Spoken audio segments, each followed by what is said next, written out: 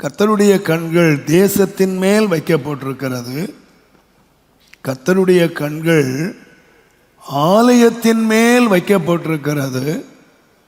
கர்த்தருடைய கண்கள் தேவனுடைய பிள்ளைகள் ஒவ்வொருவர் மேலும் வைக்கப்பட்டிருக்கிறது.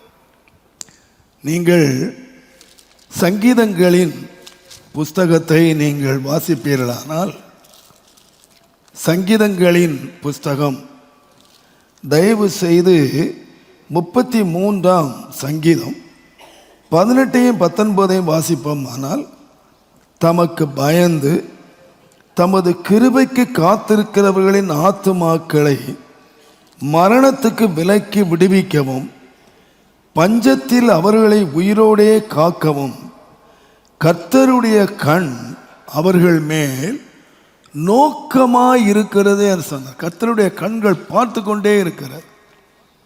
தேசத்தின் மேல் அவருடைய கண்கள் இருக்கிறது. ஆலயத்தின் மேல் அவருடைய கண்கள் இருக்கிறது. கர்த்தருக்காக காத்திர தேவனுக்கு பயந்து தேவனுடைய கிருபைக்கு காத்திருக்கிறவர்களுக்கு தேவனுடைய கண்கள் பார்த்து கொண்டே இருக்கிறது.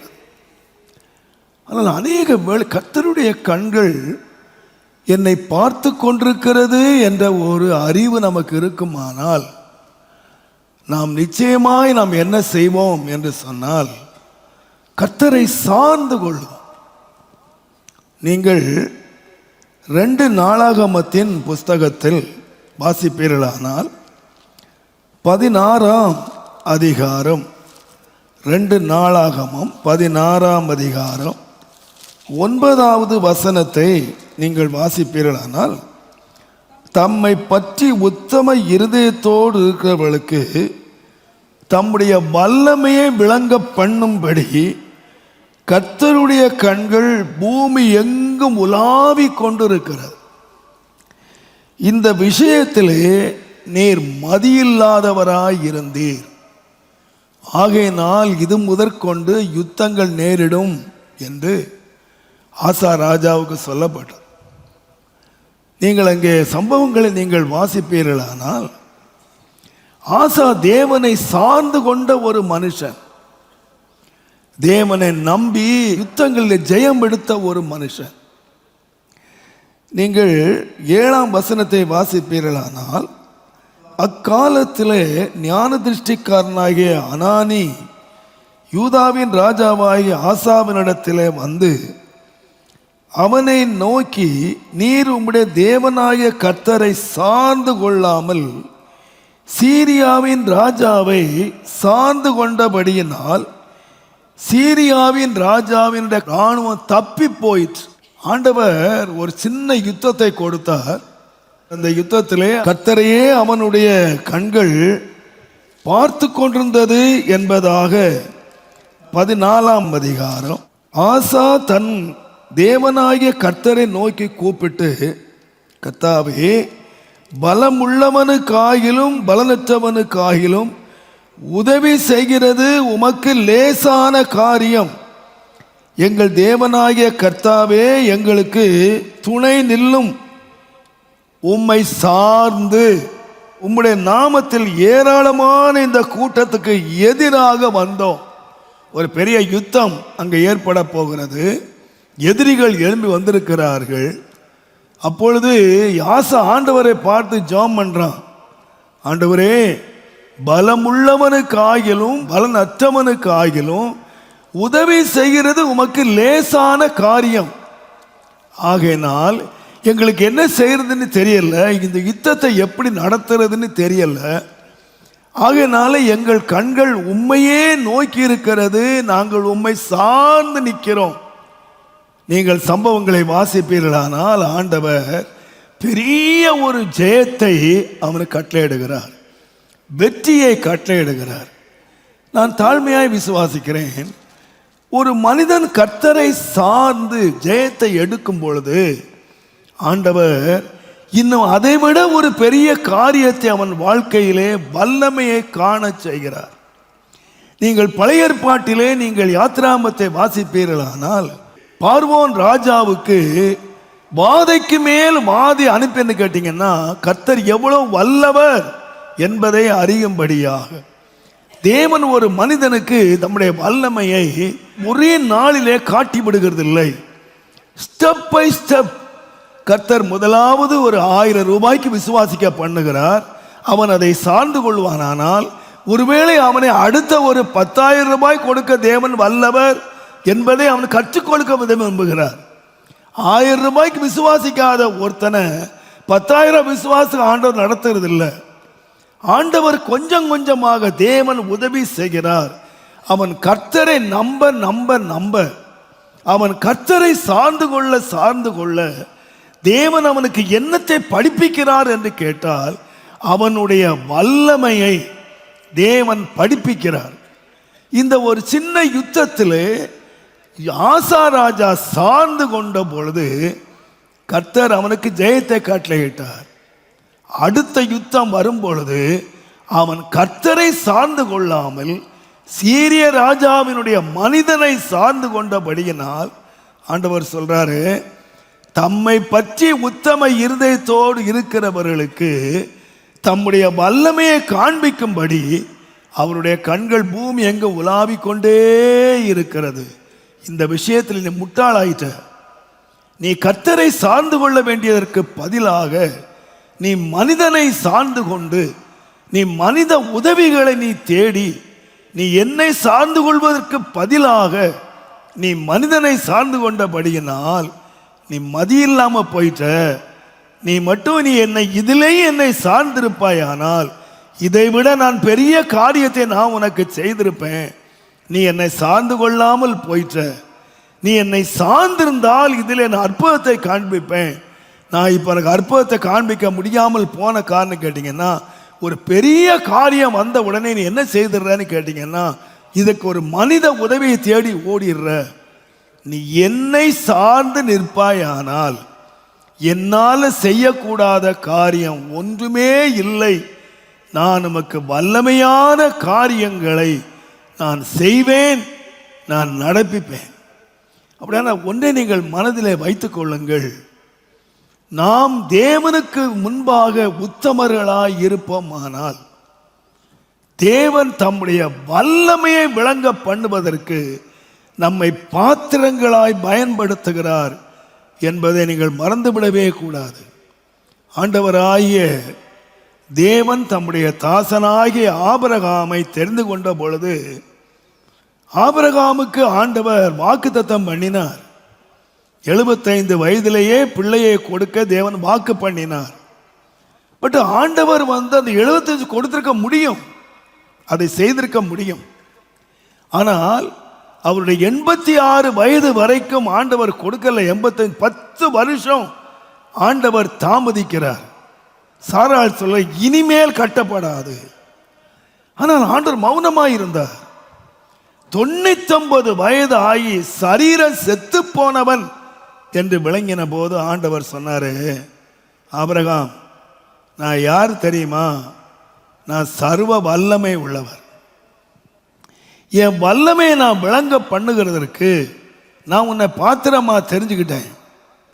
நீ மாத்திரம் என்னில் உத்தமனா எனக்கு முன்ன நடந்து கொண்டாயானால் உன் சரீரம் செத்து போனாலும் சரி, நீ என் நம்பிக்கை இழந்து போனாலும் சரி, என்னுடைய வல்லமை நான் முன்னிலே காண்பிக்கிறதற்கு நான் சர்வத்தையும் செய்வதற்கு வல்லவர் என்று சொன்ன பொழுது அவர் தாழ்த்தி, ஆண்டவரே, நீர் என்னுடைய சரீரத்தில் பலன் இருக்கும் போது இல்லை, என் சரீரத்தில் பலமே இல்லாட்டாலும், என் சரீரம் செத்தே போனாலும் ஆண்டவரே, நீர் உயிர்ப்பித்து செய்வதற்கு நீர் வல்லவராய் இருக்கிறீர்.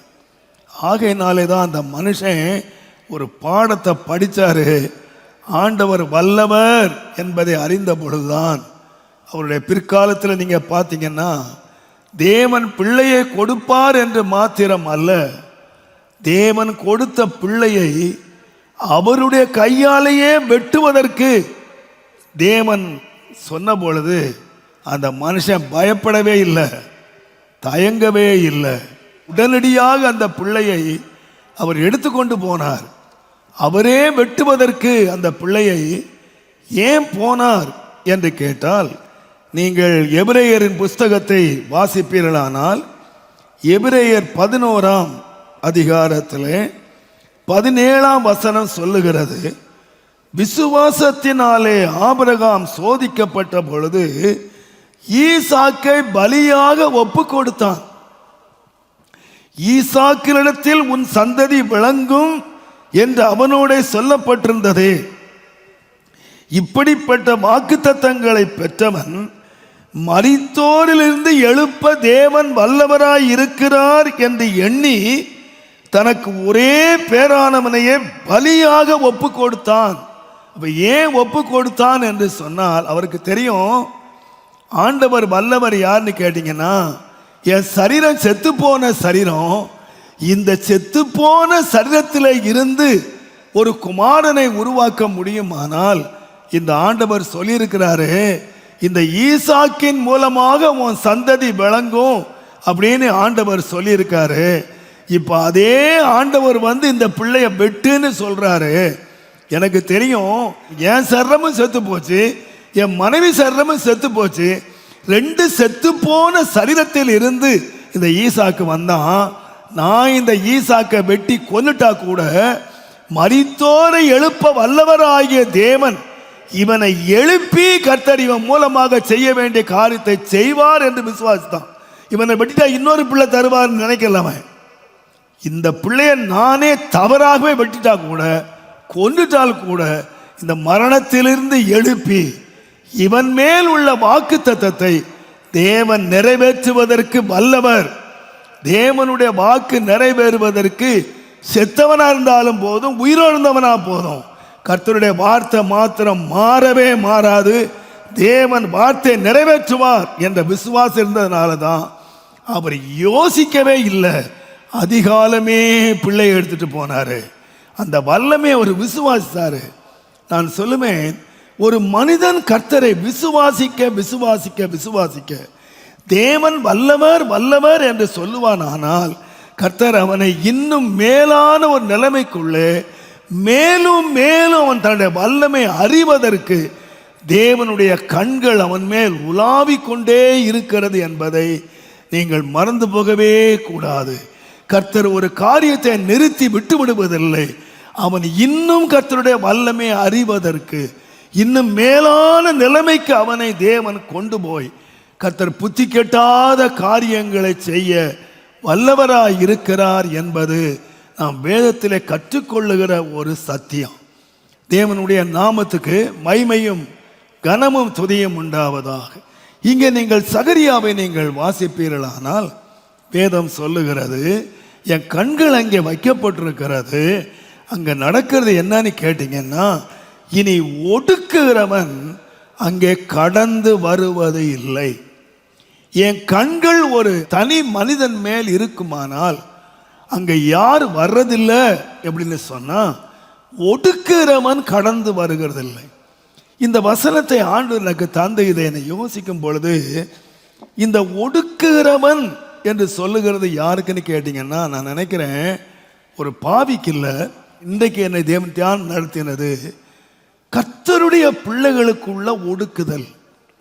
இந்த ஒடுக்குதல்ல எப்போ வந்ததுன்னு கேட்டீங்கன்னா, ஆசீர்வதிக்கப்பட்ட பிள்ளைகளுக்கு தான் வந்துச்சு.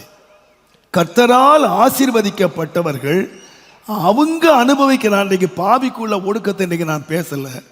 இன்றைக்கு ஆவியானவர் தேவனால் தெரிந்து கொள்ளப்பட்ட பிள்ளைகள், தேவனால் ஆசீர்வதிக்கப்பட்ட பிள்ளைகள், தேவனுடைய கரத்திலே பெருக்கத்தை அனுபவிக்கிற மக்களுடைய வாழ்க்கையிலே ஆண்டவர் என்னத்தை அனுமதிக்கிறார்னா, ஒரு ஒடுக்கத்தை அனுமதித்தார். சில சம்பவங்களை நீங்கள் வாசித்து பாருங்கள். நீங்கள் யாத்திரையாகமத்தின் புஸ்தகம் 1ஆம் அதிகாரம், தேவனுடைய நாமத்துக்கு மகிமை உண்டாவதாக நாம் வாசித்தவைகள் தான். யாத்திரா 1ஆம் அதிகாரம் 9ஆம் பார்த்தீங்கன்னா, இதோ இஸ்ரவேல் புத்தராகிய ஜனங்கள் நம்மிலே ஏராளமானவர்களும் பலத்தவர்களுமாய் இருக்கிறார்கள். அவர்கள் பெருகாதபடிக்கு ஒரு யுத்தம் உண்டானால் அவர்களும் நம்முடைய பகைஞரோட கூடி நமக்கு விரோதமாய் யுத்தம் பண்ணி தேசத்தை விட்டு புறப்படாத படிக்கும் நாம் அவர்களை குறித்து ஒரு உபாயம் பண்ண வேண்டும் என்றான். அப்படியே அவர்களை சுமை சுமக்கிற வேலையினால் ஒடுக்கினார்கள். இந்த ஒடுக்கம் எப்போ வந்துச்சுன்னு கேட்டீங்கன்னா, ஒரு சிறு கூட்டமாக இவர்கள் எகிப்துக்குள்ளே வந்தபோது இந்த ஒடுக்கம் வரல. இவர்கள் பல வருஷங்களாக பலுகினார்கள், பெருகினார்கள், பெரிய கூட்டமாக வந்தார்கள். இந்த பெருக்குதலை பார்த்து என்ன நடந்ததுன்னு கேட்டீங்கன்னா, ஒரு பெரிய எரிச்சல், அவங்க பெருக்கத்தை பார்த்து ஒரு பெரிய எரிச்சல் உண்டான போதுதான் என்ன நடந்ததுன்னு கேட்டீங்கன்னா, அடுத்தது வந்தது ஒடுக்கம். நீங்கள் நன்றாக அறிந்து கொள்ளுங்கள், நாம் ஆசீர்வாதத்துக்காக நம்ம ஜெபிச்சுக்கிட்டே இருக்கிறோம். ஆண்டவரே என்னை ஆசீர்வதியும், இந்த ஈசாக்க மாதிரி என்னை 100 மடங்கு என்னை ஆசீர்வதியும். நல்லதுதான், கர்த்தர் ஜெபத்தை கேட்கிறார். நாம் வர வர பலத்து நாம் பெரியவர்களாக தேவன் வச்சிருக்கிறார். ஆனால் ஈசாக்கு 100 மடங்கு ஆசீர்வதிக்கப்பட்ட போது அடுத்தது அந்த நாட்டினுடைய ராஜாவினுடைய எரிச்சலை சந்தித்தான். எங்கே நீங்கள் தேவனுடைய ஆசீர்வாதங்களை அனுபவிக்கிறீர்களோ அங்கே இந்த உலகம் நம்மை சந்தோஷமாய் பார்க்கிறதில்லை. இந்த உலகம் நம்மை மகிழ்ச்சியாய் நமக்கு நன்றி சொல்லுகிறதில்லை. அடுத்தது இந்த உலகம் நம்ம கொண்டு வருகிறது என்ன என்று கேட்டீங்கன்னா, ஒரு ஒடுக்கத்தை அவர்கள் கொண்டு வருகிறார்கள். ஆனால் இந்த ஒடுக்கத்திலே ஜனங்கள் ஒருவேளை கதறினார்கள், இந்த ஒடுக்கம் எங்களுக்கு வேண்டாம் அப்படின்னு சொன்னாங்க. ஆனால் இந்த ஒடுக்கம்தான் இவர்களை எங்கே கொண்டு போச்சு அப்படின்னு கேட்டிங்கன்னா, வருஷத்தின் துவக்கம் முதல் வருஷத்தின் முடிவு வரைக்கும் அவர்கள் கர்த்தருடைய கண்கள் அவர்கள் மேல் வைக்கப்பட்டிருக்கிற ஒரு மைமையான ஆசீர்வாதமான தேசத்துக்கு அவர்களை கொண்டு போனது என்னன்னு கேட்டீங்கன்னா, அந்த ஒடுக்கம்தான். இந்த ஒடுக்கம் மாத்திரம் இல்லாமலே இருந்திருந்தால் இவர்கள் இங்கேயே உட்கார்ந்திருப்பார்கள், எகிப்திலேயே உட்கார்ந்திருப்பார்கள். தேவன் வாக்குத்தத்தம் பண்ணின தேசத்தை அடைஞ்சிருக்கவே மாட்டாங்க. நீங்க தேவனுடைய பிள்ளைகள் வாழ்க்கையில வந்த ஒடுக்கங்களை எல்லாம் நீங்க பாருங்க. இந்த ஒடுக்கங்கள் எல்லாம் அவங்களை எங்க கொண்டு போச்சு அப்படின்னு கேட்டீங்கன்னா, ஒரு பெரிய உயர்வுக்குள்ளே அவர்களை கொண்டு போச்சு. நாம் இன்றைக்கு நம்முடைய வாழ்க்கையில் ஒரு ஒடுக்கம் வந்த உடனே, நம்முடைய வாழ்க்கையில் நெருக்கம் வந்த உடனே நாம் நெருக்கத்தை தான் பார்க்குறோமே தவிர நம்ம ஒன்றை பார்க்கறது இல்லை, என் மேலே ஒரு கண் இருக்குங்கிறத பார்க்கறது. இன்றைக்கு நீங்கள் இந்த ஆகஸ்ட் மாதத்தில் ஒன்றை பாருங்க, இந்த இஸ்ரவேல் ஜனங்களை போல உங்கள் ஒடுக்கத்தை பார்க்காதீங்க, உங்கள் நெருக்கத்தை பார்க்காதீங்க. கர்த்தர் என் மூலமாக இந்த வல்லமையை விளங்க பண்ணுவதற்கு அவருடைய கண்கள் என் மேல் வைக்கப்பட்டிருக்குன்னு விசுவாசிங்க. ஆண்டவர் இந்த வசனத்தை எனக்கு கொடுத்து என்னை தியானிக்க பண்ண போது நீங்கள் பாருங்க, ஒடுக்கத்தை அனுபவித்த பிள்ளைகளெல்லாம் நீங்கள் யோசித்து பாருங்க. யோசேப்பு இருக்கார் பாருங்க, யோசேப்பு தரிசனம் கண்ட பிறகுதான் அவருக்கு ஒடுக்கம் வந்துன்னு சொல்றீங்க. நல்லது, நம்ம யோசிச்சிருக்கோம். ஆனால் யோசித்து பார்த்தேன், இன்றைக்கு அவன் 20 வெள்ளி காசுக்கு அவன் விற்கப்பட்டு எகிப்துக்கு போயிட்டான். எகிப்தில் போய் அவனுடைய ஆரம்பம் என்னவா இருந்துச்சுன்னு கேட்டிங்கன்னா, வேதம் சொல்லுகிறது, கர்த்தர் யோசேப்போடே இருந்தார், அவன் காரிய சித்தி உள்ளவனானான், அவன் எகிப்தியன் ஆகி தன் எஜமானுடைய வீட்டிலே இருந்தான். அப்பாயின்மெண்ட் என்னன்னு கேட்டிங்கன்னா, அவன் ஒரு ஸ்லேவ், ஒரு அடிமை. இந்த அடிமையா இருக்கிற வரைக்கும் நோ ப்ராப்ளம். அவன் கடைசி வரைக்கும் அடிமையாவே இருந்திருந்தான்னு சொன்னா அவன் வேற சந்திச்சுக்க வேண்டியதில்லை, கடைசி வரைக்கும் அடிமையா இருந்துட்டே போயிடலாம். ஆனா அவனுடைய அடுத்த ப்ரமோஷன் வந்தது பாருங்க. முதல்ல அவன் வீட்டுக்கு ஒரு அடிமையாக விலைக்கு வாங்கப்பட்ட அந்த எஜமானுக்கு ஒரு வேலைக்காரனாக போய் சேர்ந்தான். ஆனா காலங்கள் கொஞ்ச காலம் போன உடனே வேதம் சொல்லுகிறது, 4ஆம் வசனத்தை நீங்க வாசித்தீங்கன்னா, யோசேப்பினிடத்திலே தயவு வைத்து அவனை தனக்கு ஊழியக்காரனும் தன் வீட்டு விசாரணைக்காரனும் ஆக்கி தனக்கு உண்டான யாவற்றையும் அவன் கையிலே ஒப்புவித்தான். அடிமையா உள்ள வந்தான். இப்ப என்ன நடந்துன்னு கேட்டீங்கன்னா, எஜமானுடைய தயவு அவனுக்கு கிடைச்சது. ஆகையினால இந்த வீட்டில் உள்ள நிறைய வேலைக்காரங்க இருக்காங்க, எல்லாருக்கும் அவனை விசாரணைக்காரனாக மாற்றினான். அவன் கையில தனக்கு உண்டான எல்லாத்தையும் ஒப்பு கொடுத்தான். இதுலேயும் பிரச்சனை இல்லை. ஆனால் அடுத்த ப்ரமோஷன் வந்துச்சு பாருங்க. 39ஆம் அதிகாரம் 6ஆம் வசனம் பாருங்க. அவன் தனக்கு உண்டானதை எல்லாம் யோசேப்பின் கையிலே ஒப்புவிடுத்து விட்டு தான் புசிக்கிற போஜனம் தவிர தன்னிடத்தில் மற்ற ஒன்றை குறித்தும் விசாரியாதிருந்தான். இது அடுத்தது வந்துச்சு. அடிமையா வந்தான், அவன் விசாரணைக்காரனா வந்தான். இப்ப இவன் சாப்பாட்டை தவிர வேற எதையுமே கேட்காம எல்லாத்தையும் ஒப்பு கொடுத்தான். அதுக்கப்புறம் தான் அவனுக்கு பிரச்சனையே ஆரம்பிச்சது. ஒரு வேலைக்காரனா இருந்திருந்தால், அவன் ஒரு அடிமையா இருந்தா, அவனுடைய எஜமானுடைய மனைவி அவளை கண் போட்டிருக்க மாட்டா. அவனுடைய உயர்வு வரும்பொழுதுதான் அவனுக்கு இன்னொரு அடுத்த பிரச்சனை வந்தது. தாவீதை நீங்க எடுத்து பாருங்க. 1 சாமுவேல் 11ஆம் அதிகாரம் 21, 22 நீங்க பார்த்தீங்கன்னா, தாவீதை சவுல் மிகவும் நேசித்தான். அவங்க அப்பாவுக்கு சொல்லி அனுப்புனா, உன் பிள்ளை இங்கேயே இருக்கட்டும், என் கண்ணில் உனக்கு தயவு கிடைச்சது அப்படின்னு சொல்லி அனுப்புனான். ஆனா எப்ப பிரச்சனை ஆரம்பிச்சதுன்னு கேட்டீங்கன்னா, சவுல் கொன்றது 1000, தாவீது கொன்றது 10000 அப்படின்னு அவன் சொன்னான் பாருங்க. அதான் பிரச்சனையே ஸ்டார்ட் ஆச்சு. இதை மாத்திரம் சொல்லாம இவன் வீணையே வாசிட்டு உட்கார்ந்துருந்தான்னா, இவன் பிடிலே வாசிட்டு இந்த பேய் ஓட்டிக்கிட்டே உட்கார்ந்துருந்தான்னா பிரச்சனையே இல்லை. வியாதி வந்த போதெல்லாம் உட்கார்ந்து எனக்கு அவனை வாசிட்டு பேயை ஓட்டிக்கிட்டே இருந்தானா பிரச்சனையே இல்லை. எப்ப பிரச்சனை வந்துச்சுன்னா, உனக்கு 1000 எனக்கு 15000 சொன்ன வேலையில தான் பிரச்சனையே ஸ்டார்ட் ஆயிடுச்சு. தேவனுடைய நாமத்துக்கு மகிமை கனமும் உண்டாவதாக. ஆதியாகமம் 30ஆம் அதிகாரத்தை நீங்க வாசிங்கன்னா, அங்க நீங்க 43ஆம் வசனத்துல இந்த யாக்கோபு ரொம்ப விருத்தி அடைஞ்சான், ரொம்ப பெருசா விருத்தி அடைந்து வந்தான். ஆரம்பத்தில் இவங்க மாமனார் லாபான் என்ன சொன்னான்னா, நீ என்னுடைய மாமிசம், நீ என்னுடைய எலும்பு அப்படின்னு சொன்னவன் தான். நீ மாம்சம் எலும்பு எனக்கு சொந்தம் சொன்னவன். ஆனா இன்றைக்கு முகநாடி வேறுபட்ட காரணம் என்னன்னு கேட்டீங்கன்னா, இந்த மாமனாரோட விருத்தி ஆயிட்டான், மாமனாரை விட பெரிய ஆள் ஆயிட்டான், மாமனாருடைய முகமே மாறிடுச்சு. இப்ப அவனுக்கு பிரச்சனை ஆரம்பிச்சு வீட்டை விட்டு ஓட வேண்டிய பிரச்சனை வந்துடுச்சு. நான் சொல்லுகிறேன், நம்முடைய ஆசீர்வாதங்கள் நமக்கு என்னத்தை கொண்டு வருதுன்னு கேட்டீங்கன்னா, ஒடுக்கத்தை கொண்டு வந்தாலும் நீங்கள் இந்த ஒடுக்கத்தை அனுபவிச்சவங்க எல்லாம் பாருங்க, ஒடுக்கத்தில் அழிஞ்சு போகல. இந்த ஒடுக்கம் தான் அவங்களை உயர்த்தினது என்பதை நீங்கள் மறந்துவிடக்கூடாது. தாவீதுக்கு வந்த ஒடுக்கம் அவனை ராஜாவாய் மாற்றியது. இஸ்ரவேலுக்கு வந்த ஒடுக்கம் அவர்களை பாலும் தேனும் தேசத்துக்கு கொண்டு போச்சு. யாக்கோபுடைய ஒடுக்கம் அவனை என்ன வந்துச்சுன்னா, இந்த பூமியை தாங்க முடியாத ஆசீர்வாதத்துக்குள்ளாக அவனை கொண்டு போனது. கர்த்தர் மேலும் மேலும் தம்முடைய வல்லமை அனுப்பி நம்மை ஆசீர்வதிக்கிறதுக்கு தேவன் என்ன செய்கிறார் என்று கேட்டால், நான் சொல்லுவேன், சில ஒடுக்கத்தை அனுபவிக்கும் போது நீங்க ஒடுக்கத்தை பாராதீங்க, நீங்க ஒன்ன பாருங்க. என்னன்னு கேட்டீங்கன்னா, கர்த்தருடைய கண்கள் என் மேல். இந்த ஆகஸ்ட் மாதம் ஒரு வார்த்தையை நீங்க சொல்லுங்க, வாய் திறந்து சொல்லுங்க, கர்த்தாவே உம்முடைய கண்கள் என்ன செய்தன்னா என் மேல வைக்கப்பட்டிருக்கு, என் மேல் வைக்கப்பட்டிருக்கு. தேவனுடைய பிள்ளைகளை ஆசீர்வதிக்கிறது மாத்திரம் அல்ல, ஆண்டவருடைய நோக்கம் என்னன்னு கேட்டீங்கன்னா, ஆண்டவர் நமக்கு உதவி செய்யறதுக்கு வெறும் உதவியை மட்டுமே செய்கிறது இல்லை, ஆண்டவர் பலப்படுத்தி உதவி செய்கிறார்.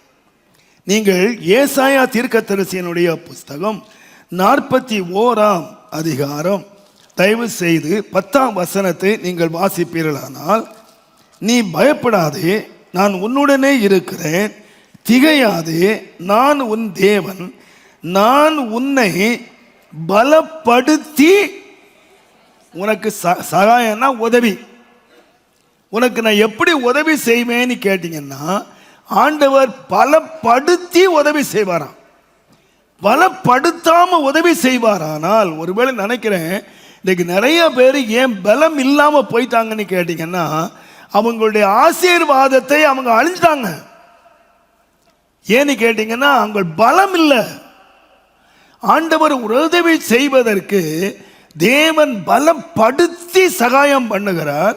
உன்னை நீதியின் வலது கரத்தினால நான் உன்னை தாங்குவேன் அப்படின்னு சொல்லிட்டு அந்த ஆண்டவர் சொன்னார், பலப்படுத்துறதுக்கு நீங்கள் வாசித்து பார்த்தீங்கன்னா 4 மனிதர்களை ஆண்டவர் பயன்படுத்துகிறார், 4 கூட்டத்தாரை பயன்படுத்துகிறார். இதை மாற்றுவதற்கு இடையிலே ஆண்டவர் பயன்படுத்தின ஆட்கள் யாருன்னு கேட்டீங்கன்னா, வேதம் சொல்லுகிறது 11ஆம் வசனத்தில் நீங்கள் 4 பகுதியாக வாசிக்கலாம். ஒன்று, அவன் மேல் எரிச்சலாய் இருக்கிற கூட்டம். உன்னோடு வழக்காடுகிறாங்க, உன்னோடு போராடுகிறாங்க, உன்னோடு யுத்தம் பண்ணுறாங்க. இவங்களை வச்சுதான் கர்த்தர் என்ன பண்ணுறாருன்னு கேட்டிங்கன்னா, உன்னை பலப்படுத்துறார். நீங்கள் நினச்சிங்க அவங்க என் மேலே எரிச்சலாக இருந்து என்னை அழிக்க போகிறதில்ல, அவங்க வழக்காடி என்னை நாசம் பண்ணிட போகிறதில்ல, யுத்தம் பண்ணி ஜெயம் எடுத்துட போகிறதில்ல. இந்த கூட்டங்களெல்லாம் ஆண்டவர் பயன்படுத்தி உன்னை என்ன பண்ணுறாருன்னு கேட்டீங்கன்னா, கர்த்தருக்குள்ளே உன்னை பலப்படுத்துகிறார். நீங்கள் ஆண்டவரே எனக்கு உதவி செய்யும் அப்படின்னு கேட்டீங்கன்னா, ஆண்டவர் சொல்லுவார், உன்னை நான் பலப்படுத்தி உதவி செய்கிறேன்ப்பா. உன்னை பலப்படுத்தணும்னா யார் வேணும்? உன்மேல் எரிச்சலே இல்லாத கேட்குறீங்க. நீங்கள் என்ன சொல்லுவீங்க? தேடவே மாட்டீங்க. அவர்கள் எரிச்சலான ஒரு கூட்டம், 4 விதமான கூட்டங்கள் அவர்கள் இவனை ஒடுக்கிறதுக்கு முயற்சிக்கிறாங்க. ஆனால் நான் சொல்லுவேன், அங்கேதான் அவர் அவனை பலப்படுத்துகிறார். நீங்கள் பலப்படுத்தப்பட்டவங்களெல்லாம் நீங்கள் பார்த்தீங்கன்னா, 1 சாமுவேல் 30ஆம் அதிகாரத்தை வாசிங்கன்னா, தாவீது எல்லாம் ஜெயமாக தான் வந்தது. அவர் உபத்திரம் வந்தாலும் எல்லாம் வெற்றியாக வந்தது. ஆனால் எல்லாரும் கைவிட்டு ஒன்னால தான் இது வந்ததுன்னு சொன்ன பொழுதுதான் அவர் கர்த்தருக்குள்ளே தன்னை பலப்படுத்தினார். பவுலுடைய வாழ்க்கையை எடுத்து பார்த்தீங்கன்னா, எல்லாரும் என்னை கைவிட்டார்கள், அப்போதான் கர்த்தர் என்னை பலப்படுத்தினார். கர்த்தர் என்னை பலப்படுத்தினார். அப்போ நான் சொல்லுவேன், நாம் இன்றைக்கு நம்முடைய கண்களை எங்கே வைக்கிறோன்னு கேட்டிங்கன்னா, அந்த எரிச்சல் ஆகிறவங்க மேலே, அந்த வழக்காடுகிறவங்க மேலே, அந்த போராடுறவங்க மேலே, அந்த ஒடுக்கிறவங்க மேலே நம்முடைய கண்களை வைக்காமல் நம்முடைய கண்களை நீங்கள் ஒன்றின் மேலே வைங்க. ஆண்டவரே, என் கண்கள் உண்மையே நோக்கிறதல்ல, நான் விசுவாசிக்கிறேன் உம்முடைய கண்கள் என்னை பார்த்துக்கிட்டே இருக்கு, என்னை பார்த்துக்கிட்டே இருக்கு. ஆண்டவரே, நான் போகிற வழியை நீர் பார்த்து கொண்டிருக்கிறீர், என்னுடைய எல்லா காரியங்களையும் நீர் எண்ணிக்கிட்டே இருக்கிறீர். எனக்கு ஒரு ரொம்ப சந்தோஷமாக நான் அடிக்கடி ஆண்டவர்கிட்ட சொல்லுகிறது, யோபு 31:4 பாருங்க. அவர் என் வழிகளை எல்லாம் பார்த்து என் நடைகளை எல்லாம் என்ன செய்கிறாரா? நீங்க எத்தனை பேர் விசுவாசிக்கிறீங்க? ஆண்டவர் நம்ம என்ன விசுவாசிக்கிறோம்னா, ஆண்டவரை வழிகள் எல்லாம், ஆண்டவரை வழி மேல கண்ணை வச்சுக்கிட்டே இருக்கிறாருன்னு பார்க்கிறோம். ஆனா அடுத்தது சொல்றாரு, கவுண்ட்ஸ் ஆல் மை ஸ்டெப்ஸ். என்னுடைய ஒவ்வொரு அடியையும் ஆண்டவர் எண்ணிக்கிட்டே இருக்கிறார். ஒவ்வொரு அடியை நான் எப்படி வைக்கிறேன் அப்படின்னு, எவ்ரி ஸ்டெப்ஸ். அதனால சங்கீதக்காரன் சொன்னா, என் பாதம் சறுக்கிறது என்று நான் சொல்லும் பொழுது உம்முடைய கரம் என்னை தாங்குகிறதுன்னு ஏன் சொன்னான்னு கேட்டீங்கன்னா, ஆண்டவர் எவ்ரி ஸ்டெப், என் வழியை மட்டும் பார்த்துக்கிட்டே இருக்கிறவர் இல்லை, என் வழியை எண்ணி பார்த்து கொண்டே இருக்கிறார்ல. கவுண்ட் ஆல் மை ஸ்டெப்ஸ், என்னுடைய ஒவ்வொரு அடிகளையும் எண்ணிக்கிட்டே இருக்கிறார். ஒரு ஸ்டெப் நான் தவறா வச்சுட்டேன்னா, அது சறுக்குதுன்னு சொன்னா உடனே அவருடைய கரம் என்னை தாங்கி என்னை நிலைநிறுத்தி, ஆண்டவரை என்னை நடத்துவதற்கு நீர் உண்மை உள்ளவராய் இருக்கிறீர். உம்முடைய கண்கள் என்னுடைய ஒவ்வொரு அடியின் மேலும் வைக்கப்பட்டிருக்கிறது. அதனால் ஒன்றை நான் விசுவாசிக்கிறேன், ஆண்டவரே, என்னை ஒடுக்குகிறவர்கள் இனி கடந்து வருவதே இல்லை. ஏனென்றால் என்னுடைய கண்களால் நான் பார்த்து கொண்டே இருக்கிறேன். இஸ்ரவேல் ஜனங்களுடைய ஒடுக்கத்தை அவர் பார்த்து கடைசியாக எது வரைக்கும் அவர் சொன்னார்னு கேட்டிங்கன்னா, இன்றைக்கு காண்கிற எகிப்தியனை இனி என்றைக்குமே நீ காண்பது.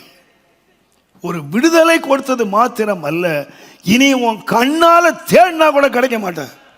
நீ கடந்து போவாய். என் கண்களால் நான் பார்த்துக்கிட்டே இருக்கிறேன். இன்றைக்கு காண்கிற எகிப்தியனை இன்னைக்கு ஒடுக்கினானே, அவனை நீ காண்பதே இல்லை.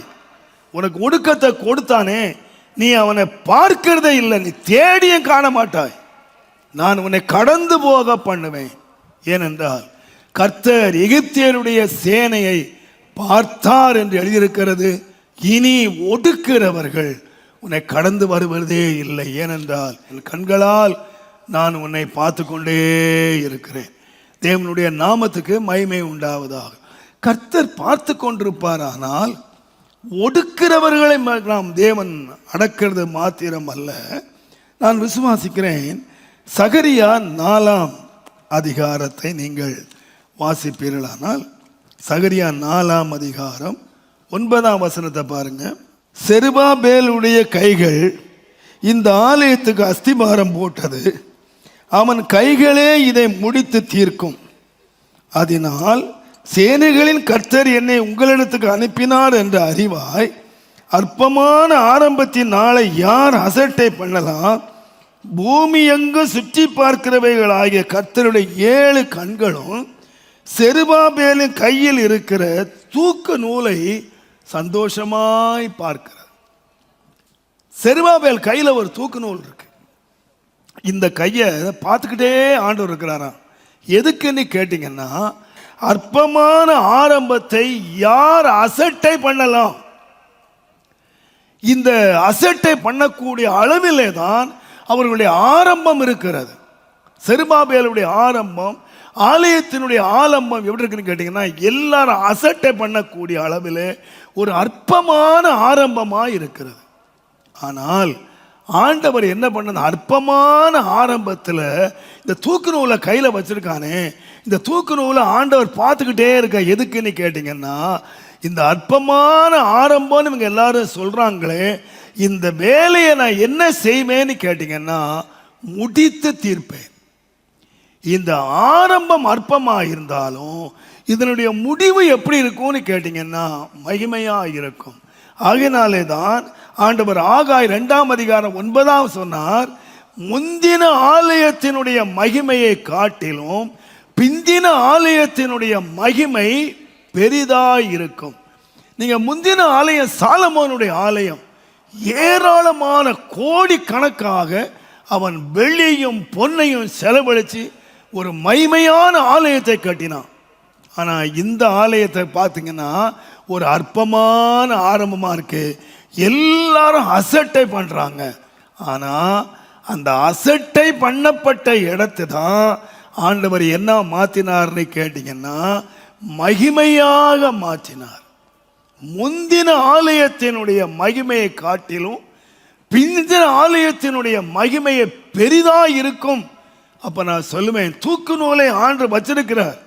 இந்த அற்பத்தை எப்படி மாற்றுவார் என்று கேட்டால் மகிமையாக மாற்றுவார். கர்த்தர் யாரை மகிமைப்படுத்துகிறார் என்று சொன்னால், அற்பமா எண்ணப்பட்டவங்க இருக்காங்க பாருங்க, அவர்களை தேவன் மகிமையாக மாற்றுவதற்கு கர்த்தருடைய கண்கள் அவர்கள் மேல் இருக்கு. நீங்கள் அடிக்கடி வாசித்திருக்கலாம். இந்த லேயாளை குறித்து நீங்கள் வாசிப்பீர்களானால், கர்த்தருடைய நாமத்துக்கு மகிமை உண்டாவதாக. இந்த ஆதியாகமத்தின் புஸ்தகம் 29ஆம் அதிகாரம் 31ஆம் வசனத்தை நீங்கள் வாசித்தீர்களானால், ஆதியாகமம் 29ஆம் அதிகாரம் 31ஆம் வசனம், லேயாள் அற்பமாய் எண்ணப்பட்டதை கர்த்தர் கண்டார். கர்த்தர் பார்க்கிறார். ஒரு வீட்டில் 2 பேர் இருக்காங்க. கர்த்தருடைய கண்கள் யாரை பார்த்ததுன்னு கேட்டிங்கன்னா, அற்பமாய் எண்ணப்படுகிற ஒரு பெண்ணை ஆண்டவர் பார்த்தார். அவளை ஆசீர்வதிக்கிறாரு. நீங்கள் வாசித்தீங்கன்னா 32ஆம் வசனத்தை நீங்கள் வாசித்தீங்கன்னா, லேயாள் கர்ப்பவதி ஆகி ஒரு குமாரனை பெற்று கர்த்தர் என் சிறுமையை, முதல்ல என்ன சொல்றாருன்னா, தேவன் யாரு? பார்க்கிற தேவன். என் சிறுமையை பார்த்தார். நீங்க 2வது பிள்ளைக்கு என்ன வச்சான்னு கேட்டீங்கன்னா, வேதம் சொல்லுகிறது, மறுபடியும் அவள் கர்ப்பவதியாகி நான் அற்பமாய் எண்ணப்பட்டதை கர்த்தர் கேட்டார். அப்போ ஒன்று அறிஞ்சுக்கிட்டா, நம்ம தேவன் யாருன்னு கேட்டிங்கன்னா பார்க்கிறவரு. என் தேவன் யாருன்னு கேட்டிங்கன்னா கேட்கிறவரு. அவர் பார்த்து அவர் கேட்கிறதுனால அவர் என்ன செய்வார் என்று கேட்டா, என் அற்பமாய் நான் எண்ணப்படுறேனே, இந்த புருஷன் என்ன அற்பமாய் என்றானே, இவன் என்ன நேசிப்பான் என்று அவள் நினைச்சா. ஆண்டவர் என் அற்பத்தை பார்த்து, என் சூழ்நிலையை பார்த்து ஒரு நேசத்தை கட்டளையிடுவார்னு பார்த்தான். நேச கட்டளையிடப்படலை, அற்பமாக தான் எண்ணிக்கிட்டு இருக்கிறான். அவன் பிள்ளைகளை பெற்றால் அற்பமாக தான் எண்ணிக்கிட்டு இருக்கான். இப்போ 4வது பிள்ளை பெறும்போது சொன்னா, நீ என்னை நேசிக்கிறியோ நேசிக்கலையோ, நீ என்னோட வாசம் பண்றியோ வாசம் பண்ணலையோ, 4வது பிள்ளையை பெற்ற போது அவர் சொன்னா, கர்த்தர் கேட்கிறவர் மாத்திரமல்ல, கர்த்தர் பார்க்கிறவர் மாத்திரமல்ல, கர்த்தர் துதிக்க பார்க்கிறார். ஆகையினால் நான் தேவனே, நான் உம்மை துதிப்பேன். அவள் இப்போ தேவனை என்ன செய்தார்னா, 4வது பிள்ளை பெறும்பொழுது நான் கர்த்தரை துதிப்பேன் என்று சொன்னாள். அவளுடைய அற்பமான ஆரம்பம் ஆண்டவர் கேட்டார் பார்த்தார் என்று சொல்லி தேவனை விசுவாசத்தை என்ன செய்தார்னா துதிக்க ஆரம்பிச்சா. முடிவு என்ன தெரியுமா? 4வது பிள்ளையை பற்றி கடைசியாக அவங்க அப்பா அற்பமா இந்த எண்ணப்பட்ட இந்த சிறியனிடத்தில் பிறந்தா பாருங்க, அந்த பிள்ளையை கர்த்தர் ஆசீர்வதிக்கும் போது, நீங்கள் ஆதியாகமத்தின் புஸ்தகம் 49ஆம் அதிகாரம் தயவு செய்து 8ஆம் வசனத்தை நீங்க வாசித்தீங்கன்னா, யூதாவே, சகோதரரால் புகழப்படுகிறவன் நீயே, உன் கரம் உன் சத்துருக்களின் பிடரின் மேல் இருக்கும், உன் தகப்பனுடைய புத்திரர் உன் முன் பணிவார்கள். அப்பா சொல்றாரு, இவர் யாரு? இவங்க அம்மாவை அற்பமாய் எண்ணவர். லேயாளை அற்பமாய் எண்ணி ஒரு அற்பமான பெண்ணிடத்தில் பிறந்த பிள்ளையை போய் என்ன சொன்னான்னு கேட்டீங்கன்னா, நீதாண்டா சகோதரரால் புகழப்படுகிறவன், உன்னுடைய பாதத்தில் தான் எல்லா சகோதரரும் வணங்க போறாங்க, உன்னில இருந்துதான் சமாதான கர்த்தர் வெளிப்படுவார், நீதான் மைமையாய் இருப்பாய். யாருன்னு கேட்டீங்கன்னா, அவளுடைய ஆரம்பம் அற்பமாய் இருந்தாலும் அவளுடைய முடிவு எப்படி முடிஞ்சதுன்னு கேட்டீங்கன்னா மைமையாய் முடிந்தது. அவளுடைய பிள்ளை தேவனை துதிக்கிற பொழுது அவள் ஒன்னை சட்ட பண்ணலை, என்ன நேசிக்கிறாங்களா, என்ன நேசிக்கலையா, என்னோட வாசம் பண்றானா வாசம் பண்ணலையா, கர்த்தர் என் ஜெபத்தை கேட்கிறது உண்மையானால், கர்த்தர் என்னை பார்க்கிறது உண்மையானால், நான் எல்லாவற்றுக்கும் ஒன்று செய்ய போறேன், கர்த்தரை நான் துதிக்க போறேன், கர்த்தரை நான் துதிக்க போறேன். அவர் துதிக்க பார்க்கிறார். அவர் அற்பமான காரியத்தை அவர் எப்படி மாற்றுவார் என்று கேட்டால், மகிமையாக மாற்றுவதற்கு கர்த்தர் உண்மை உள்ளவராய் இருக்கிறார். அல்லேலூயா. தேவனுடைய நாமத்துக்கு மகிமை உண்டாவதாக.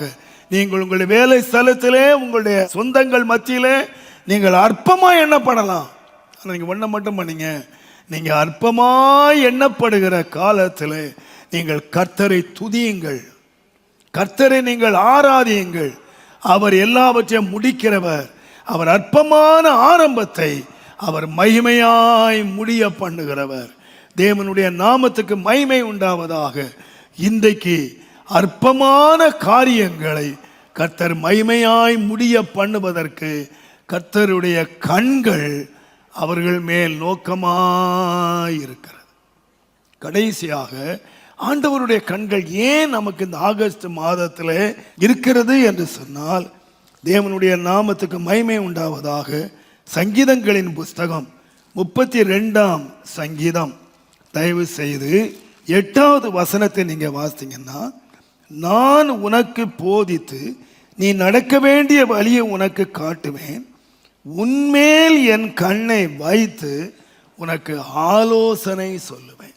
கர்த்தர் எதுக்காக நம்முடைய மேல கண்ணை வச்சிருக்கிறார் என்று கேட்டீங்கன்னா, ஒடுக்கத்தில் இருந்து நமக்கு விசாலத்தை உண்டாக்குவதற்கு மாத்திரமல்ல, நம்முடைய அற்பமான ஆரம்பத்தை மகிமையாய் முடிய பண்ணுவதற்கு மாத்திரமல்ல, நம்முடைய தேவன் ஏற்ற சமயத்தில் ஆண்டவர் ஆலோசனை கொடுப்பதற்கு தம்முடைய கண்களை நம்மேல் வைத்திருக்கிறார். நான் நினைக்கிறேன், நம்முடைய தேவனை போல ஆலோசனை கொடுப்பதற்கு யாருமே இல்லை. நான் சொல்லுவேன், நீங்கள் சகரியாவின் புஸ்தகம் 6ஆம் அதிகாரம் 13ஆம் வசனத்தை வாசித்தீர்களானால், சகரியாவின் புஸ்தகம் 6ஆம் அதிகாரம் 13ஆம் வசனம் பாருங்கள். அவரே கர்த்தருடைய ஆலயத்தை கட்டுவார்.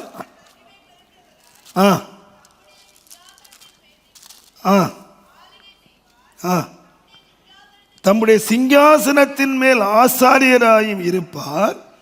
இவ்விரண்டுக்கும் நடுவாக சமாதானத்தின் ஆலோசனை விளங்கும். உண்மையில் என் கண்ணை வச்சு ஆலோசனை சொல்லுவேன் அப்படின்னு சொன்ன என்ன ஆலோசனை சொன்னீங்கன்னா, ஆண்டவருடைய ஆலோசனை எப்பொழுது எப்படி இருக்கும்னு கேட்டீங்கன்னா, பீஸ், சமாதானத்தின் ஆலோசனை விளங்கும். ரெண்டு நடுவில் இருந்து தேவன் ஒரு ஆலோசனையை தருகிறார். என்ன தருகிறார்னு கேட்டீங்கன்னா, சமாதானத்தின் ஆலோசனை. ஆண்டவர்கிட்ட போய் நீ கேட்பீங்கன்னா, சங்கீதக்காரன் சொல்லுவார், ஆண்டவரே உம்முடைய ஆலோசனையின்படி நீர் என்னை நடத்தி உம்முடைய மகிமையிலே என்னை சேர்த்து கொள்ளும் என்று சொல்லும். மகிமையிலே என்னை சேர்த்துக்கொள்ளும். அப்போ தேவனுடைய ஆலோசனை எங்க கொண்டு போகும்னு கேட்டீங்கன்னா, மகிமைக்கு நம்மை கொண்டு போகும். கர்த்தருடைய ஆலோசனை என்ன செய்யும்னு கேட்டீங்கன்னா, சமாதானமான ஆலோசனைக்கு நேராக நம்மை நடத்தும். நீங்கள் அப்போஸ்தலர் 9ஆம் அதிகாரத்தை நீங்கள் வாசித்தீர்களானால், தேவனுடைய நாமத்துக்கு மகிமை உண்டாவதாக. அப்போஸ்தலர் 9ஆம் அதிகாரம் 31ஆம் வசனத்தை நீங்கள் வாசித்தீங்கன்னா, யூதேயா, கலிலேயா, சமாரியா நாடுகளில் எங்கும் சபைகள் என்ன பேச்சு கேட்டீங்கன்னா, சமாதானம் பெற்றது. சமாதானம் பெற்றது. அதோட முடிவு என்னன்னு கேட்டீங்கன்னா, நடந்து பெருகினது. அப்போ அந்த பெருக்கத்துக்கு முன்னாலே ஆண்டவர் தருகிற ஒன்று என்னன்னு கேட்டீங்கன்னா, பீஸ். நம்முடைய வீடு சமாதானமாக இருக்கணும், நம்முடைய சபை சமாதானமாக இருக்கணும், நம்முடைய இருதயம் சமாதானமாக இருக்கணும். வேதம் சொல்லுகிறது, ரோமர் 5:1, நாம் தேவனிடத்திலே சமாதானம் பெற்றிருக்கிறோம் என்று சொன்னார். ஏசாயா 32ஆம் அதிகாரத்திலே என் ஜனம் சமாதான தாபரங்களிலே தங்கும் என்று சொன்னார். சங்கீதம் 29:11 கர்த்தர் தமது ஜனத்துக்கு சமாதானம் அருளி அவர்களை ஆசீர்வதிக்கிறார். அப்போ தம்முடைய ஜனத்துக்கு, ஒரு தனி மனிதனுக்கு, ஒரு குடும்பத்துக்கு தேவன் சபைக்கு வைத்து என்னன்னு கேட்டீங்கன்னா, பீஸ். எதுக்குன்னு கேட்டீங்கன்னா, சமாதானம் தான் ஒரு பெரிய பெருக்கத்துக்கு அடிகோலுகிறது. சமாதானம் இல்லாத இடத்திலே ஒரு பெருக்கம் உண்டாகவே முடியாது. அப்ப நாம போய் ஆண்டவரே ஒரு பெருக்கத்தை தாரும் என்று நாம் கேட்கும் பொழுது, நான் சொல்லுவேன், ஆண்டவர் நமக்கு ஆலோசனை தருகிறார். நீங்கள் ஆண்டவர்கிட்ட போய் ஆலோசனை கேட்பீங்கன்னா, ஆண்டவர் என்ன சொல்லுவார்னு கேட்டீங்கன்னா, சமாதானத்தின் ஆலோசனைகளை ஆண்டவர் விளங்க பண்ணுவார். ஆண்டவர் எப்போதுமே சமாதான காரணர், அவர் சமாதான கர்த்தர். நம்முடைய வாழ்க்கையில ஆலோசனை தேவையான போது, நீங்கள் நிறைய ஆலோசனை நமக்கு தேவைதான். நிறைய ஆலோசகராலே காரியங்கள் சித்தியாகும். காரியங்கள் சித்தியாகிறதுக்கு ஆலோசனைக்காரர் தேவைதான்.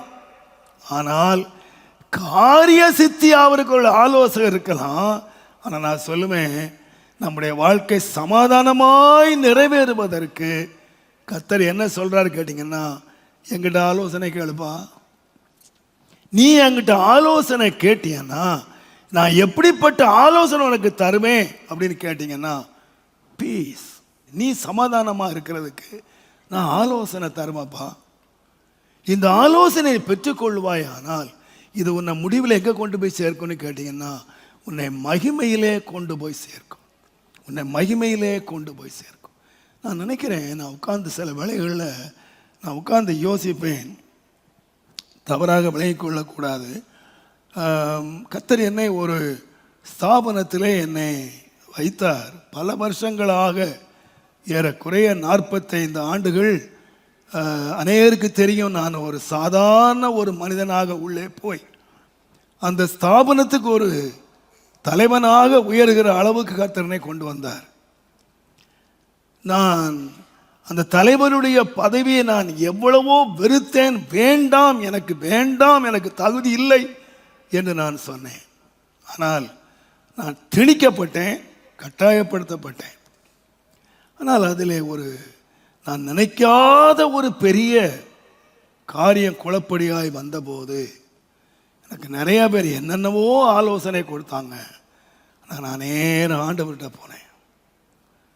ஆண்டவர்கிட்ட போய் நான் கதறினேன். ஆண்டவரை என்ன செய்யணும்? இந்த பிரச்சனைக்கு நான் என்ன செய்யணும்? எனக்கு எத்தனை பேர் என்னென்ன ஆலோசனைலாம் கொடுக்குறாங்க, பட் எனக்கு என்ன செய்யணும்? எனக்கு ஒரு ஆலோசனை தாங்க. எனக்கு ஆண்டவர் சொன்னார், உன் வஸ்திரத்தை கேட்டால் உன் அங்கேயும் கொடுத்துட்டு போ, தீமைக்கு எதிர்த்து நிற்காதே. நான் உடனடியாக என்னுடைய ராஜினாமா கடிதத்தை அந்த நிமிஷமே நான் எழுதி நான் ராஜினாமா செய்தேன். பதவியை ராஜினாமா செய்தேன். பதவிக்காக அலைகிற ஒரு காலத்தில் எனக்கு கொடுக்கப்பட்ட மேன்மையை ராஜினாமா செய்தேன்.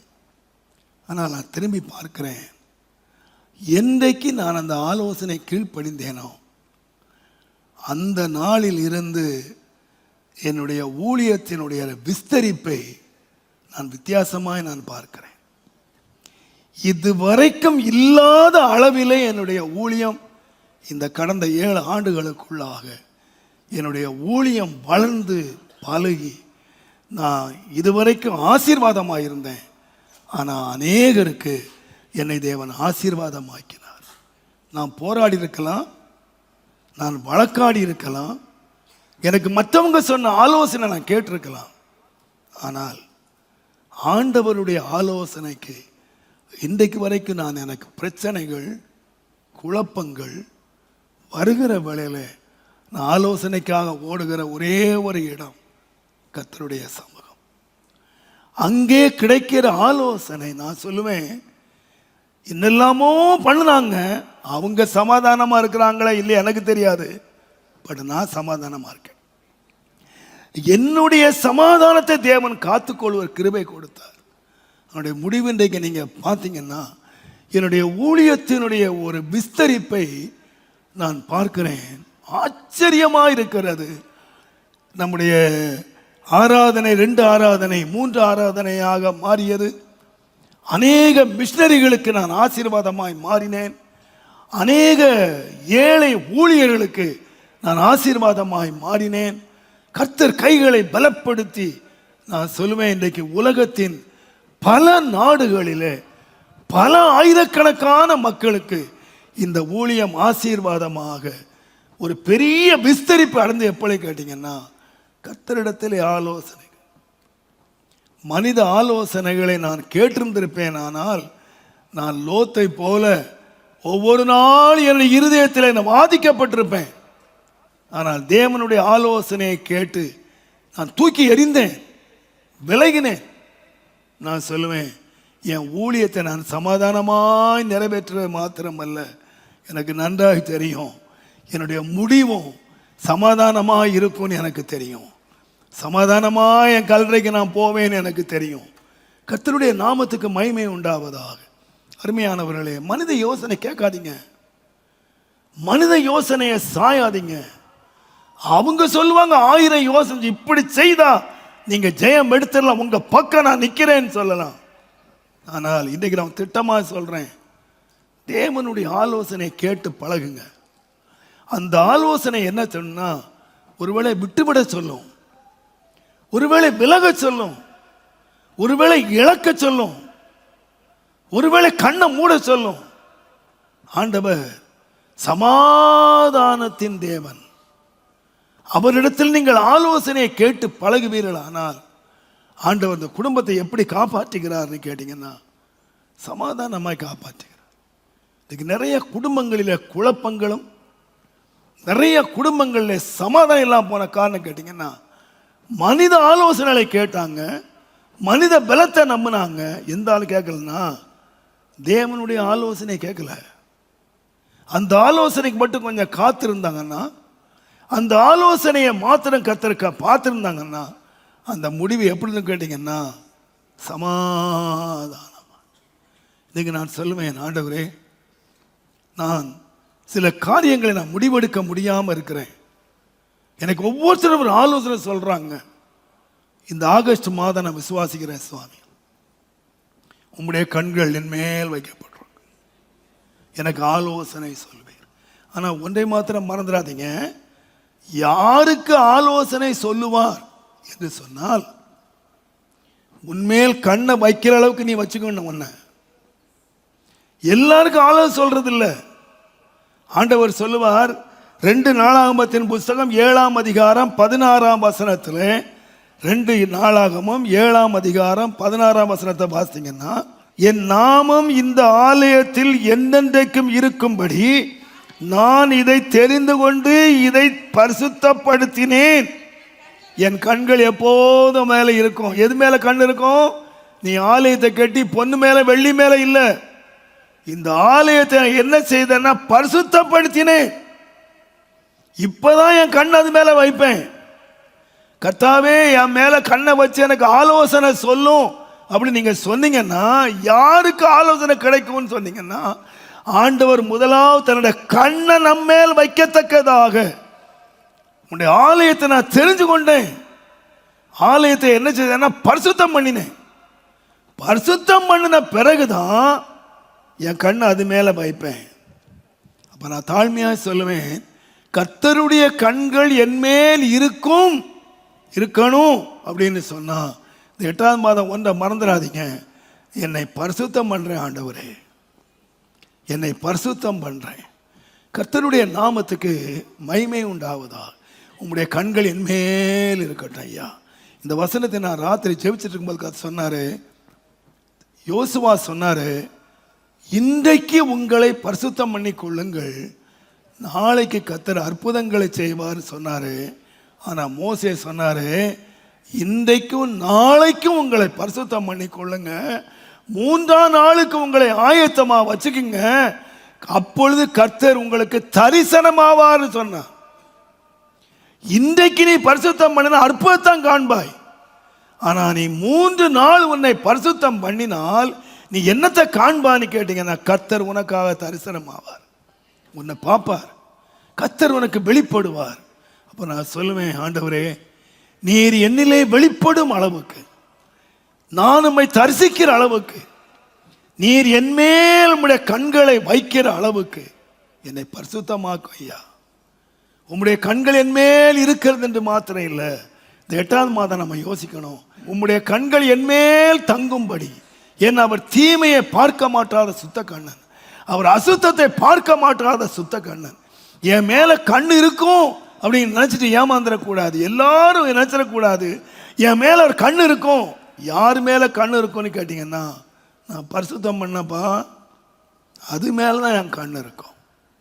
விசுவாசிகளாக நாம், தெரிந்து கொள்ளப்பட்ட நான் இந்த ஆலயத்தை தெரிந்து கொண்டேன், இதை பரிசுத்தம் பண்ணினேன், இதன் மேல் என் கண் வைக்கப்பட்டிருக்கும்.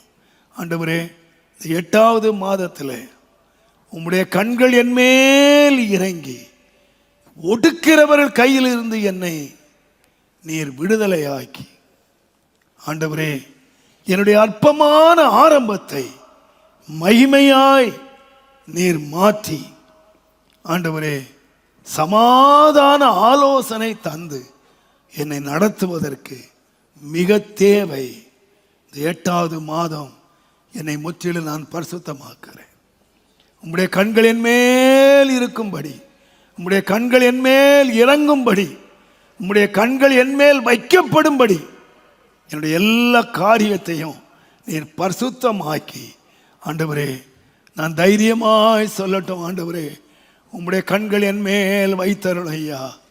உம்முடைய கண்கள் என் மேல் வைக்க முடியாதபடி, ஆண்டவர் சொன்னார், உங்களுடைய பாவங்களே என் முகத்தை மறைக்குது, நான் உங்களை பார்க்க முடியாதபடி தடுக்கிறது என்று சொன்னது போல, இந்த 8ஆவது மாதத்தில் நம்ம இன்னும் பரிசுத்தமாக்கி, கர்த்தருடைய கண்கள் நம்மேல் வைக்கப்படக்கூடிய நிலையிலே நம்மை சுத்தம் பண்ணி, எல்லா ஒடுக்கத்தில் இருந்தும் கர்த்தர் விடுதலையாக்கி, அற்பமான நிலைமையிலிருந்து கர்த்தர் நம்மை தூக்கி எடுத்து மகிமையாய் மாற்றி, நான் இயேசுவின் நாமத்திலே தாழ்மையாக நான் சொல்லுகிறேன், நம்முடைய வாழ்க்கை எல்லாவற்றிலும் தேவன் சமாதான ஆலோசனை தந்து நம்மை பெரிய விரிவாக்கத்துக்குள்ளே கர்த்தர் கொண்டு வர போகிறபடியினால் நாம் எல்லார் கண்களை மூடி நாம் ஜெபம் பண்ணுவோம். ஆண்டவரே, நன்றியோடு நாங்களும் ஸ்தோத்திரம். என்னுடைய ஆலயம் காக்கப்படும்படி என்னுடைய கண்கள் அதன் மேல் வைக்கப்பட்டிருக்கும். ஒடுக்கிறவன் இனி கடந்து வருவதில்லை. கர்த்தருடைய ஆலயம் பரிசுத்தமாயிருக்கிறது. எந்த ஆலயத்தின் மேல் தேவன் கண்களை வைக்கிறார் என்று சொன்னால் கர்த்தருடைய ஆலயம் பரிசுத்தமாயிருக்கிறது. ஒரு அசுத்த ஆலயம் அல்ல, ஒரு அருவருப்பான ஆலயம் அல்ல. ஆலயம் பரிசுத்தமாயிருந்தவருக்கு தேவன் கண்களை வைத்தார். ஆனால் அந்த ஆலயம் அசுத்தமான போது, அது கள்ளர் குகையான போது, அது வியாபார வீடான போது, அங்கே பரிசுத்தம் கெட்டு போன போது அந்த ஆலயத்தின் மேல் கண்களை அல்ல, அந்த தேவன் கைகளை நீட்டி அந்த ஆலயத்தை ஒரு கல்லின் மேல் கல்லிராதபடி தேவன் அதம் பண்ணி போட்டார். ஆண்டவரே, உம்முடைய ஆலயமாய் பிரித்தெடுக்கப்பட்ட நான், உம்முடைய ஆலயமாய் அபிஷேகம் பண்ணப்பட்ட நான், உம்முடைய ஆலயமாய் தெரிந்து கொள்ளப்பட்ட நான், ஆண்டவரே, என்னை பரிசுத்தம் பண்ணி கொள்ள உதவி செய்.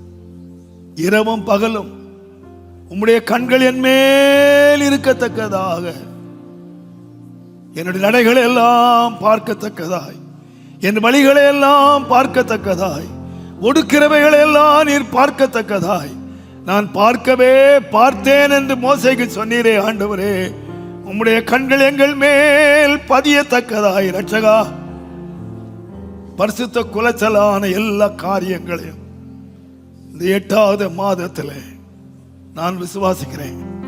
இந்த 8வது மாதம் நம்மை பரிசுத்தம் பண்ணுகிற ஒரு மாதம், நம்முடைய வீடுகளை பரிசுத்தம் பண்ணுகிற ஒரு மாதம், நம்முடைய தனிப்பட்ட வாழ்க்கைகளை பரிசுத்தம் பண்ணுகிற ஒரு மாதம். ஆண்டவரே, நீர் எங்கள் மேல் நம்முடைய கண்களை வைக்கத்தக்க அளவிலே நீர் எங்களை பரிசுத்தம் பண்ணும். ஆண்டவரே, உம்முடைய கண்களுக்கு மறைவாக நாங்கள் எங்கே போக முடியும்? எல்லாம் உம்முடைய கண்களுக்கு முன்பாக வெளியரங்கமாயிருக்கிறது, எல்லாம் நிர்வாணமாயிருக்கிறது. உம்முடைய கண்களுக்கு மறைவே இல்லை ஐயா. உம்முடைய கண்கள் எங்கள் மேல் உலாவி கொண்டிருக்கிறது. நாங்கள் இதிலே மதியில்லாதவர்களாய் போய்விடாதபடிக்கு உம்மையே சார்ந்து எங்களை பரிசுத்தம் பண்ணிக்கொண்டு நீர் எங்களுக்காய் கிரியை செய்வதற்கு, எங்களை ஒப்பு கொடுப்பதற்கு, எங்களை முற்றிலும் எங்களை பரிசுத்தம் பண்ணும். ஆண்டவரே, எல்லாம் ஜெபம் பண்ணுமா? ஆண்டவரே, உம்முடைய கண்கள் ராத்திரியும் பகல் என் மேல் இருக்கும்படி அன்றைக்கு ஆண்டவர் சொன்னாரே, இந்த ஆலயத்தை நான் தெரிந்து கொண்டேன், இந்த ஆலயத்தை நான் பரிசுத்தம் பண்ணினேன், இந்த ஆலயத்தின் மேல் இரவும் பகலும் என்னுடைய கண்கள் இருக்கும் என்று ஆண்டவர் சொன்னாரே. அந்த கண்கள் எங்கள் மேல் இருக்கட்டும் ஆண்டவரே, எங்கள் மேல் இருக்கட்டும்.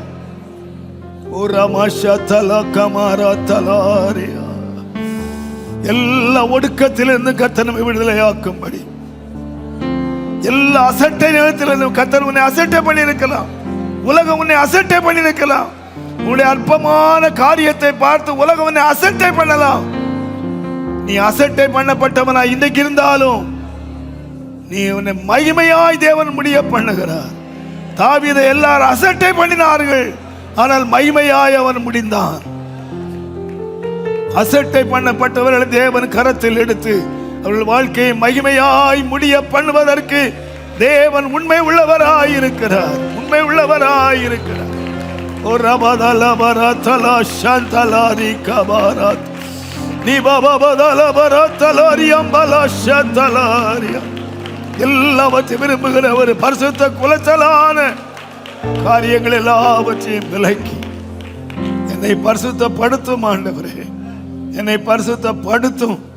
உம்முடைய கண்கள் என் மேல் வைக்கத்தக்கதாய், ராத்திரி பகல் என் இருக்கத்தக்கதாய் ஆண்டவரே, என்னையும் என்னுடைய குடும்பத்தையும் ஒவ்வொரு விசுவாசிகளையும் இந்த வசனத்தை கேட்கிற எல்லாரையும் உம்முடைய கரத்திலே ஒப்புக் கொடுக்கிறேன்.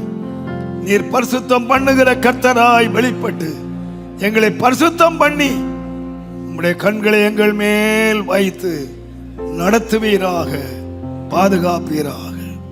இந்த மாதம் முழுவதும் உம்முடைய கண்கள் எங்கள் மேல் இருக்கட்டும். இயேசுவின் நாமத்தில் பிதாவே.